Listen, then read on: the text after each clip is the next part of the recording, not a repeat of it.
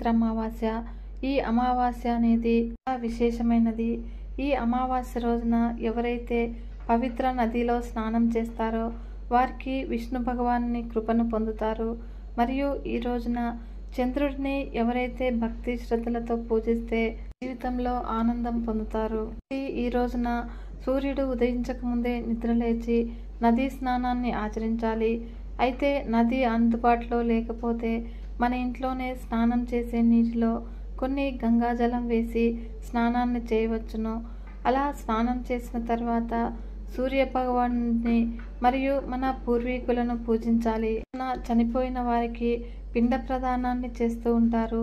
మరియు పేరు మీద మన శక్తి మేరకు ధాన్యము మరియు బట్టలు, తెల్లని ఆహార పదార్థాలు లేక మట్టి కుండలు దానం చేయడం వలన దేవతలు మరియు మన పూర్వీకులు సంతోషించి గల పితృదోషాలను కూడా నివృత్తి అవుతుంది. అమావాస్య తిథి పూర్వీకులకు అంకితం చేయబడినది కాబట్టి మన పూర్వీకులను ప్రసన్నం చేసుకోవడానికి ఈ రోజున పూజలతో పాటు పిండ ప్రదానము మరియు తర్పణము దానాలు చేయడం చాలా మంచిది. మన పురాణాల్లో అమావాస్యను గురించిన ఒక కథ ప్రచారంలో ఉంది. దక్ష ప్రజాపతి తన 27 మంది కూతుర్లను చంద్రుడికిచ్చి వివాహం జరిపించాడు. చంద్రుడు దక్షుని యొక్క 27 మంది పుత్రికలలో రోహిణిని ఎక్కువగా ప్రేమించేవాడు. ఎప్పుడూ కూడా ఆమెతోనే ఉండేవాడు. అలా ఆమె ప్రేమలో మైమరిచి మిగిలిన 26 మంది భార్యలను నిర్లక్ష్యం చేయసాగాడు. అప్పుడు తమ భర్త పట్ల చూపిస్తూ ఉన్నటువంటి నిరాదరణ సహించలేక దక్షిణి పుత్రికలు తన విషయాన్ని తండ్రికి విన్నవించారు. కూతుర్లకు జరుగుతూ ఉన్నటువంటి అన్యాయాన్ని చూసి దక్షుడు కోపంతో చెందాడు. అలా తనటువంటి చంద్రుడు తన అందాన్ని చూసుకుని గర్విస్తున్నాడని భావించి అతనికి బుద్ధి చెప్పాలని నిశ్చయించుకున్నాడు. అప్పుడు చంద్రుడు తన ప్రకాశాన్ని కోల్పోయే విధంగా శపిస్తాడు. అలా శాపగ్రస్తుడైనటువంటి చంద్రుడు భూలోకం చేరి పరమశివుని ఆరాధిస్తాడు. శివుని తపస్సుకు మెచ్చి శివుడుకి క్రమంగా తన కాంతిని పొందేలాగా వరమిస్తాడు. ఆనాటి నుంచి చంద్రుడు క్రమంగా పెరుగుతూ పౌర్ణమికి నిండుదనం సంపాదించుకుంటాడు. మరియు పౌర్ణమి నుండి క్రమంగా తరుగుతూ అమావాస్య నాడు పూర్తిగా కాంతిని కోల్పోతాడు. వ్యాసకాశి అంటే ఏమిటో తెలుసుకుందాము. మన హిందూ మత ఇతిహాస వాంగ్మయ మూల పురుషులు వ్యాస, వాల్మీకి మహర్షులు. అలా వారిద్దరూ కూడా అమరజీవులు. ప్రపంచం ఉన్నంత వరకు కూడా వారు ఉంటారు. ఈ వేదవ్యాస మహర్షిని కృష్ణద్వైపాయనుడు అని కూడా అంటూ ఉంటారు. వ్యాస భగవానుడు అని కూడా పిలుస్తారు. వందరగా ఉన్నటువంటి వేద శ్లోకాలను ఋగ్వేదము, యజుర్వేదము, సామవేదము, అథర్వణ వేదము అనే 4 భాగాలుగా విభజించాడు వేదవ్యాసుడు. వాటిలో సృష్టి, స్థితి, లయాది విశ్వరహస్యాలన్నీ కూడా ఉన్నాయి. భారత, భాగవత, అష్టాదశ పురాణాలను అద్భుతంగా సంస్కృత భాషలో రచించి ప్రసిద్ధుడైనాడు ఈ వేదవ్యాస మహర్షి. పంచమ వేదమని పేరొందినటువంటి మహాభారతము ఏ కోణంలో చూస్తే ఆ కోణంలో కనిపిస్తూ ఉంటుంది. కొందరు భారతాన్నే గొప్ప కథగాను, పౌరాణికులు పురాణ గ్రంథంగాను, కొందరు వేదాంత సారంగాను, మరికొందరు ధర్మశాస్త్రంగాను, కొందరు నీతి శాస్త్రంగా, ఇలా ఎవరు ఏ విధంగా చూస్తే ఆ విధంగా మహాభారతం అర్థమవుతుంది. ఇంత పెద్ద గ్రంథము ప్రపంచంలో ఏ ఇతర భాషల్లోనూ కూడా లేదు. ఇందులో ఉన్నది ఎక్కడైనా ఉంటుంది మరియు ఇందులో లేనిది ఎక్కడా కూడా ఉండదు. భారతము అన్ని మతాల వారికి, సర్వజ్ఞులకు కూడా శుభం కలిగిస్తుంది.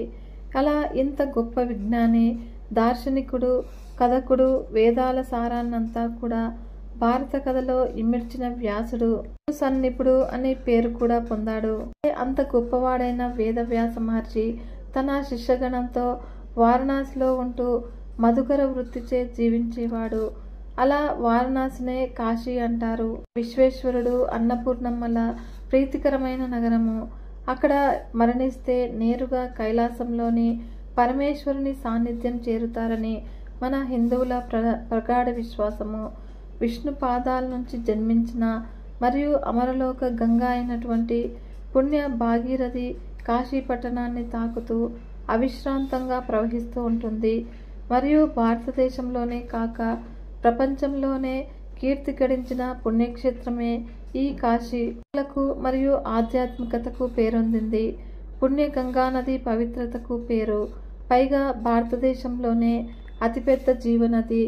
పైలుడు, సుమంతుడు, జైమిని, వైశంపాయనుడు మొదలైనటువంటి శిష్య సమూహంతో కలిసిన వేదవ్యాసుడు కాశీలో భిక్ష పాత్రలు పట్టుకొని భిక్ష కోసము ఇల్లిల్లు తిరగసాగాడు. అయితే కాశీమాత అయినటువంటి అన్నపూర్ణమ్మ వ్యాసుని పరీక్షించాలని భావించింది. అలా ఆ రోజు పట్టణంలో వేదవ్యాసుడికి ఎక్కడా కూడా భిక్ష లభించకుండా చేసింది. అప్పుడు అందరి ఇంటి తలుపులు వేసి ఉన్నాయి. రోజు కూడా ఎంతో ఆదరంతో గౌరవంతో ఎదురు వచ్చి మరి భిక్ష వేసే ఇల్లాళ్ళు అందరూ కూడా ఆ రోజు వేదవ్యాసుడికి కనబడలేదు. మధ్యాహ్నం అయింది. పైన ఎండవేడికి కడుపులో ఆకలి మంటలు. శిష్యులందరి ముఖాలు కూడా ఆకలితో ఎండవేడితో వాడిపోయి ఉన్నాయి. వేదవ్యాసుడు అసహనంతో కన్నెర్ర చేశాడు. కోపంతో సర్వ సంపదలతోనూ మరియు వేద విద్యా మదంతోనూ కాశీపురవాసులు మదమెక్కారు. ఇక్కడ 7 తరాల వరకు కూడా వానలు పడరాదు మరియు కరువు కాటకాలు వస్తాయి. కరువు కాటకాలతో నశించాలి అని శంపించబోయాడు. ఇంతలో ఒక ఇంట్లో నుంచి ఆ ఇంటి గృహలక్ష్మి గాజులు గలగలలాడుతూ వ్యాస మహర్షి అని ఆదరంగా పిలిచింది. సంధ్యాకాంతుల వంటి చీర కట్టుకుంది మరియు సుందరమైన కళ్ళకు కాటుక దిద్దుకుంది. నుదుటి మధ్య సూర్యోదయ బింబం లాంటి ఎర్రటి బొట్టు పెట్టుకుంది మరియు కురుల నిండా కూడా విరులు, పెదవుల నడుమ చిరునవ్వులు వెలుగులు, వెన్నెలలో హొయలు. పెద్ద ముత్తైదువుగా ఉన్న ఆమె చూపులలో మాతృత్వపు అమృత లాలసనలు ఉన్నాయి. అప్పుడు మహర్షి భోజనానికి రండి అని పిలిచింది. ఆ మండువెండలు వేసవిలో వీచిన శీతల గాలి వలె ఉంది ఆ అమ్మ పిలుపు. వేదవ్యాసునితో పాటు శిష్యులందరికీ కూడా ఆమె పంచభక్ష పరమాన్నాలతో, వేడివేడి కూరలతో, వివిధ రకాల వంటలతో భోజనం పెట్టింది.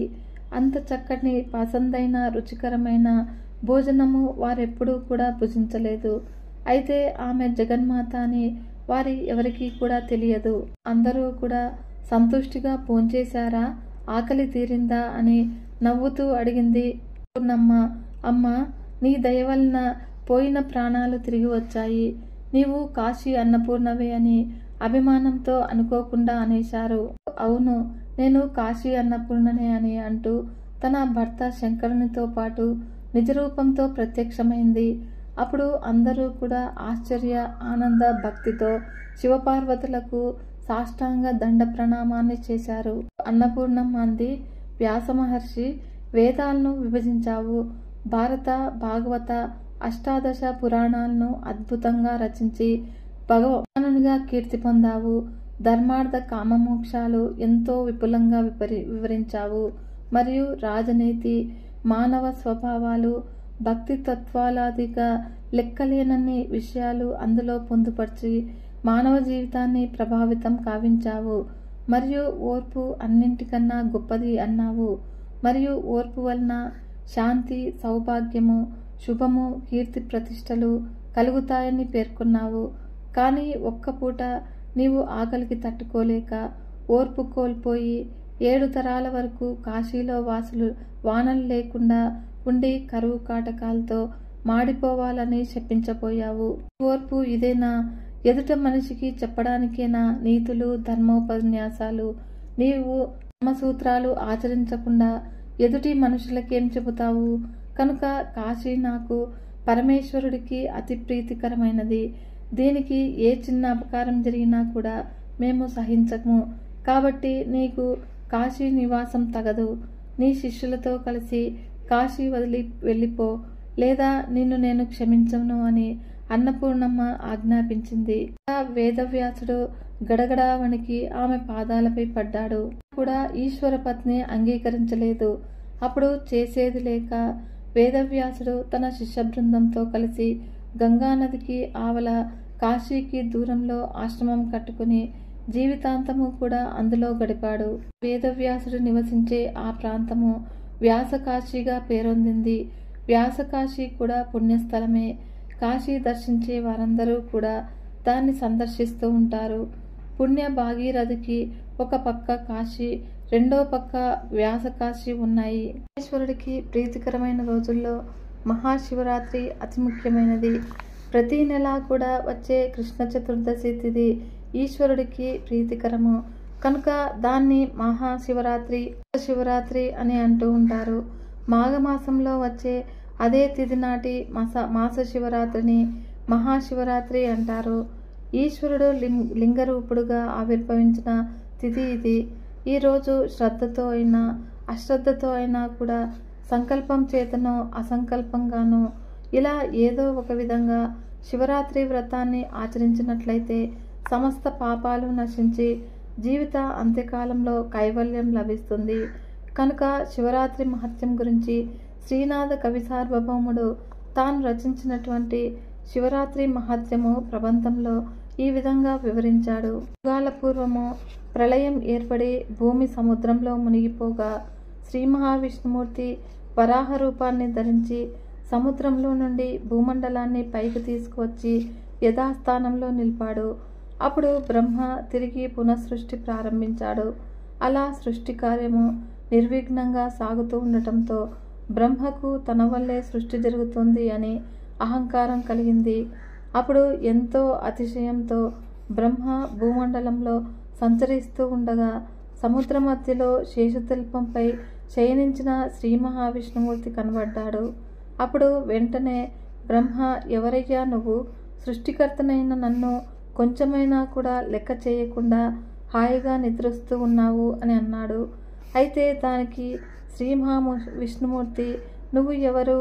నేను ప్రళయంలో సముద్రంలో మునిగిన ఈ భూమిని పైకి తెచ్చాను. ఆ పని చేయకపోతే ఈ భూమి లేదు, నువ్వు లేదు అన్నాడు. ఇద్దరూ కూడా నేను గొప్ప అంటే నేను గొప్ప అని అనుకున్నారు. తమ ఆధిపత్యం నిరూపించుకోవడం కోసము ఇద్దరూ కూడా హోరాహోరీ పోరాడసాగారు.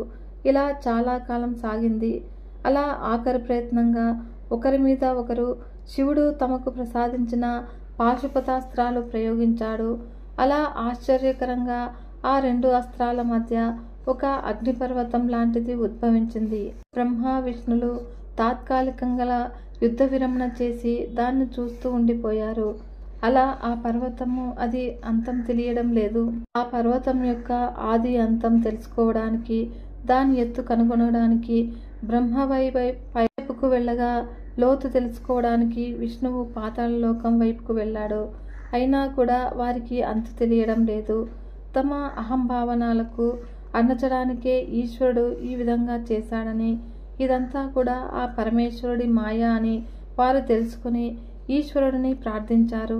పరమేశ్వరుడు ప్రత్యక్షమై ఇద్దరిని కూడా మందలించాడు.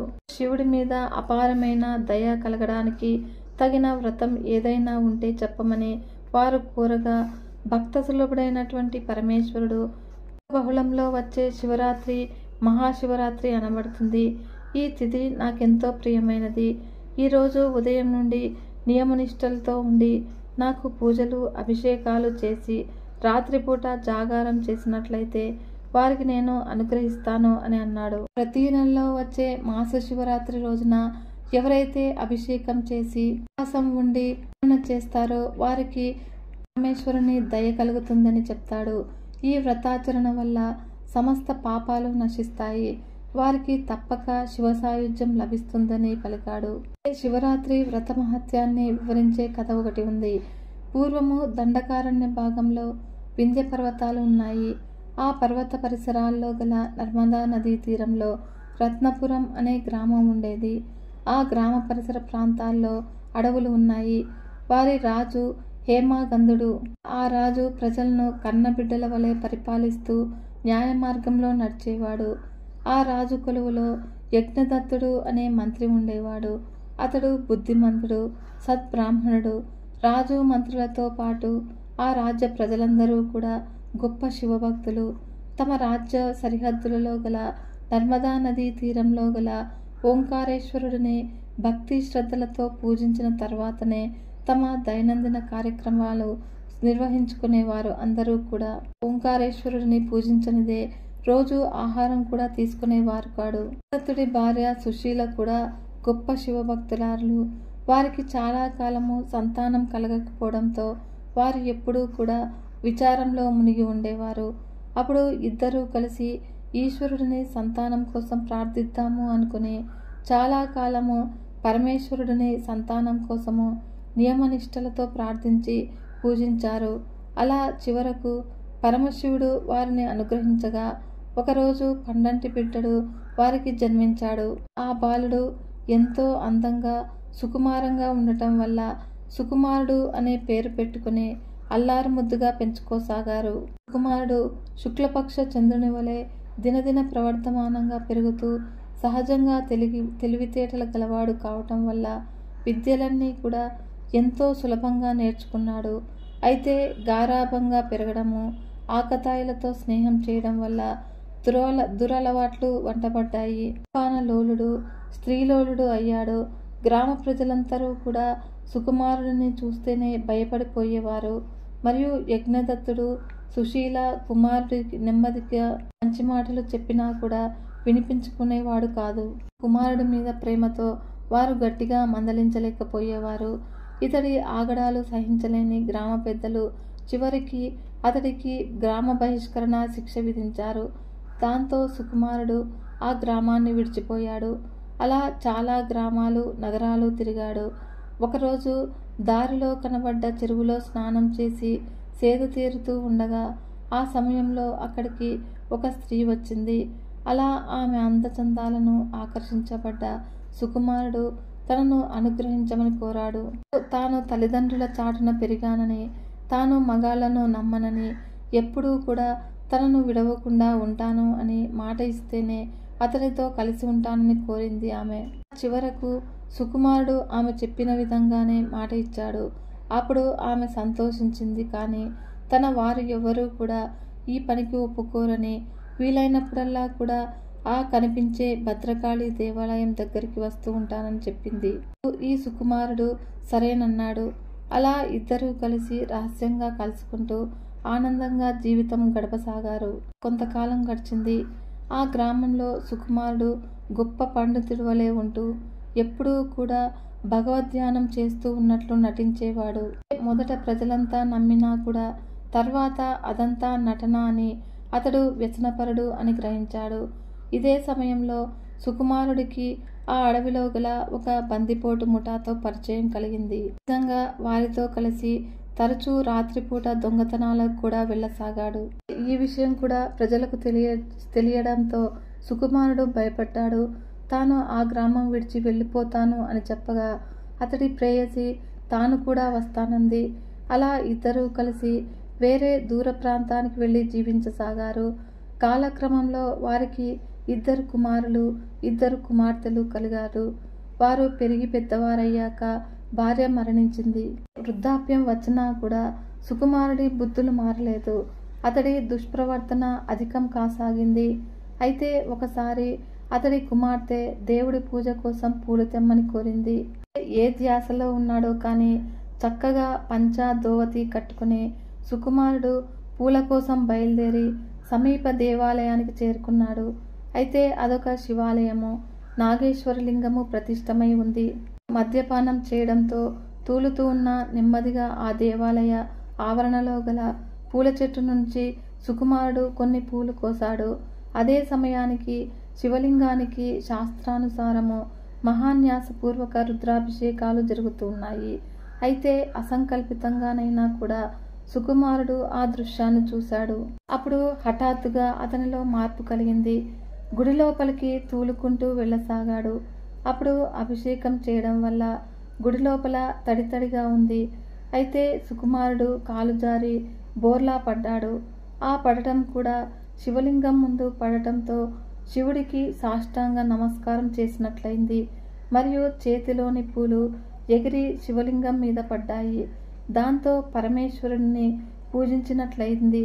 ఆ ధాటికి శివలింగం మీద విభూతి ఎగిరి వచ్చి అతని నుదుటి మీద పడటంతో శివుడి భస్మం ధరించినట్లయింది. అభిషేకానంతరము అందరూ కూడా వెళ్ళిపోయారు. అయితే సుకుమారుడు మాత్రము ఓపిక లేక అలాగే లేచి కూర్చుండిపోయాడు. అలా ఆ రాత్రంతా కూడా తిండి లేదు, నిద్ర లేదు. అలాగే పరమేశ్వరుణ్ణి చూస్తూ ఉండిపోయాడు. తెల్లవారిపోయింది. ఈ విధంగా శివరాత్రి నాడు జాగారం చేసిన ఫలితము అతడికి కలిగింది. కుమారులు తండ్రిని వెతుక్కుంటూ వచ్చి అతడిని ఇంటికి తీసుకుపోయారు. జరిగిన కొంతకాలానికి సుకుమారుడు మరణించాడు. అప్పుడు యమదూతలు వచ్చి యమలోకానికి తీసుకుపోవడానికి సిద్ధపడగా అంతలోనే శివదూతలు వచ్చి అడ్డుపడ్డారు. వారితో కైలాసానికి అతన్ని తీసుకువెళ్తాము అని అన్నారు. అలా ఇద్దరూ కూడా వాదులాడుకుంటూ ఉన్నారు. అయితే శివరాత్రి వ్రతం చేసిన సుకుమారుడు శివ సాయుధ్యం పొందవలసిందేనని శివదూతలు కరాఖండిగా చెప్పారు. అప్పుడు దూతలు వారి మాట వినక వారిని కొట్టి సుకుమారుడిని ఈడ్చుకుపోసాగారు. శివుడి ప్రమదగణాల్లో ఒకరు వచ్చి వారిని వారించారు. ఎంతో బ్రతిమాలాడు. అయినా సరే నరకానికే తీసుకుపోతామని యమదూతలు వెల్లడించారు. అయితే మరోసారి రెండు పక్షాల మధ్య కూడా ఈ విషయంలో యుద్ధం జరిగింది. యమదూతలకు తోడుగా యమధర్మరాజు ఉలంబరుడు అనే యోధుడిని పంపాడు.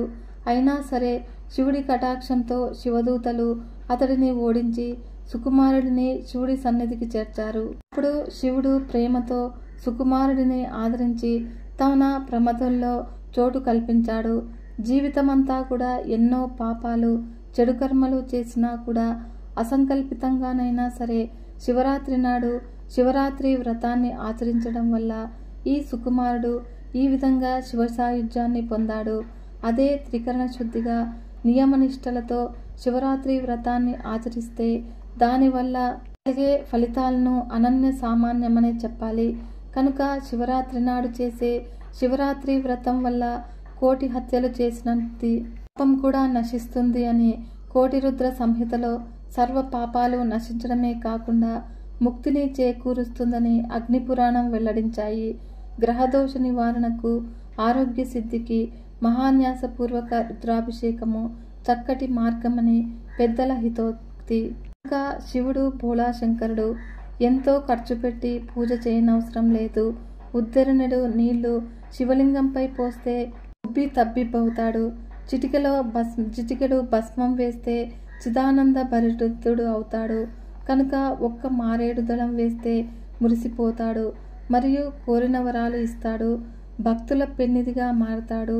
కనుక శివరాత్రి వ్రత విశేషం ఏమిటి అంటే ఆ రోజు ఎంతటి పాపాత్ముడైనా సరే ఎలాంటి స్థితిలో ఉన్నా సరే శివరాత్రి నాడు పూజ చేసి ఉపవాసం ఉండి జాగారం చేసినట్లయితే అంతవరకు చేసిన పాపాలు నశించి శివసాయుధ్యం తప్పక లభిస్తుంది. విన్నారు కదా ఫ్రెండ్స్, ఈ వీడియో మీకు నచ్చినట్లయితే ఒక చిన్న లైక్ చేసి మన ఛానల్ని ఇంతవరకు సబ్స్క్రైబ్ చేసుకోకుంటే సబ్స్క్రైబ్ చేసుకుని సపోర్ట్ ఇవ్వండి ఫ్రెండ్స్. మంచి వీడియోతో మీ ముందుకు వస్తాను. అంతవరకు సెలవు. నమస్కారం.